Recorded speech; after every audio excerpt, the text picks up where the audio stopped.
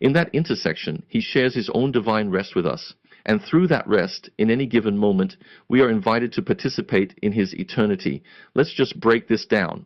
First, God's eternity enters our time. This is an act of grace. Second, he shares his own rest, the perfect peace that is within himself. Third, we are then invited to participate in his eternity. And fourth, the key to all of this is a posture of rest in time, not something that's a product of our own works. So what this means is that the sanctuary isn't a place you have to travel to, but a reality you can enter at any moment. It's accessible not just in a quiet prayer room, but in the middle of a traffic jam, while you're cooking in a busy kitchen, or right in the center of a personal crisis. The location, it's irrelevant. The posture of the heart is everything. And so we arrive at our resolution.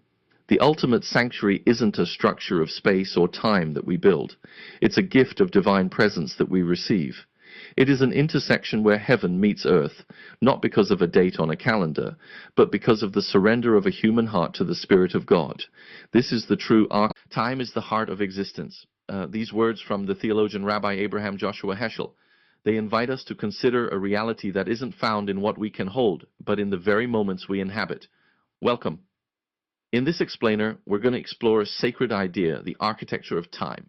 We'll journey together through three very different perspectives to understand a universal question: where is true sanctuary really found?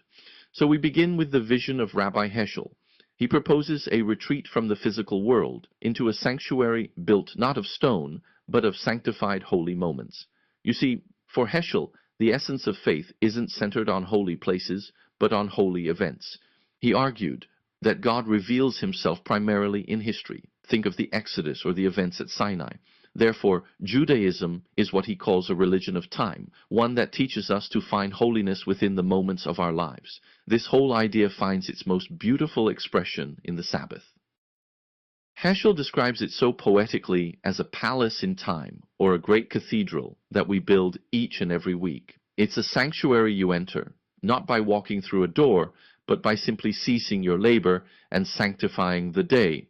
And Heschel saw this focus on time as a vital corrective to our modern condition. He argued that we've become dangerously obsessed with conquering space, the physical world, and acquiring possessions. He called this the tyranny of things, a constant drive for more that in the end just leaves us spiritually empty. Now, the purpose of this retreat into time is to achieve a state called menwiha. This isn't just about being inactive. No, it's a profound and active peace, a harmony with ourselves, with others, with all of creation, and ultimately with God. It's a deliberate choice not to have, but simply to be. Now we turn to a sharply contrasting view. The antithesis to Heschel's retreat is a perspective that sees sacred time not as a retreat from space, but as a portal for power over it.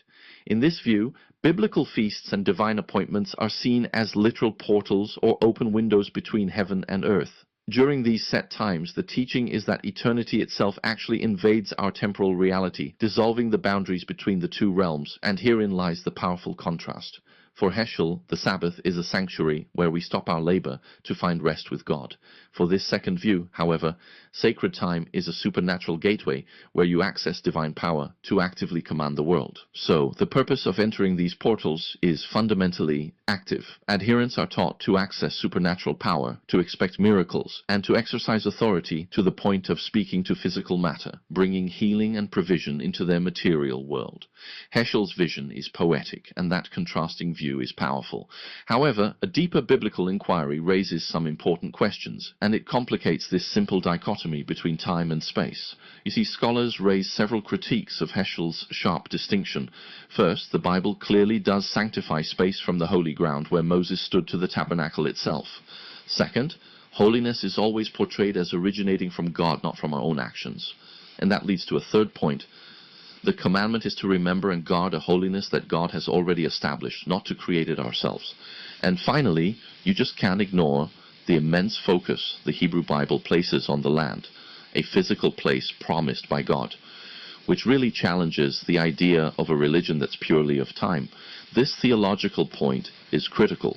Holiness isn't something we achieve for ourselves by sanctifying time.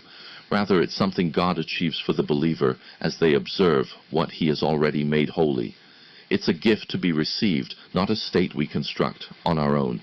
And this leaves us with the profound question: if the sanctuary isn't built by our hands in time, and if it isn't just a portal to command space, then where is it truly found? This brings us to a third perspective, a synthesis that offers a resolution. It moves beyond the previous tension by shifting our focus from human action to divine sovereignty. And here is the core of this synthesis. True rest is found neither in sanctifying a specific day nor in exercising faith to alter our world. Instead, it is found in the posture of absolute surrender to the Holy Spirit. And this reveals the ultimate conclusion. The Sabbath was never meant to be a destination on a calendar or a location on a map. You see, the rituals and the sacred times were all signposts pointing to a final reality. The ultimate Sabbath is a person. This understanding leads us to the final profound application, what it truly means to participate in the very rest of God Himself. Here's the central idea. God's eternity enters our human time.